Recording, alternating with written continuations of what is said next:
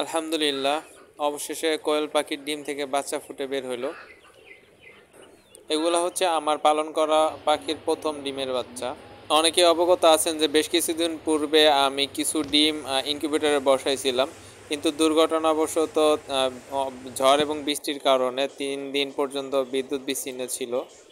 ভেবেছিলাম হয়তো ডিমের ভিতরে সব বাচ্চাগুলা মারা গেছে, কিন্তু না, আল্লাহর অশেষ রহমতে বাচ্চাগুলা সুস্থ ছিল।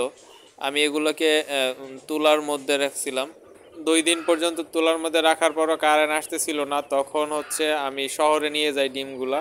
সেইখানে আমার চাচার বাসায় ডিমগুলাকে মেশিনের মধ্যে বসাই। তবে হ্যাচিং রেট কিছুটা কম ছিল, কারণ যেখানে সম্পূর্ণ আশায় ছেড়ে দিছিলাম সেখানে বাচ্চা পাইছি, সেটাই অনেক।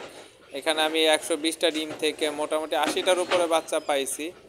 তো বাচ্চাগুলো আলহামদুলিল্লাহ এখন সুস্থ আছে। 3-4টা বাচ্চা একটু প্রতিবন্ধী টাইপ হয়েছে। এইগুলা 2-4টা এরকম হওয়া স্বাভাবিক, অস্বাভাবিক কিছু না। বোর্ডারের লিটার হিসাবে কাঠের সিপ যেটা, এটা ব্যবহার করছি।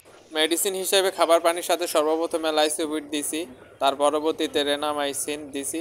এভাবে রেনামাইসিন 3 দিন চলবে পর্যায়ক্রমে। খাবার হিসেবে নারিশের ব্রয়লারের ফিডটা হচ্ছে গুঁড়া করে দিছি। আলহামদুলিল্লাহ, এখন পর্যন্ত কোনো পাখি মারা যায়নি।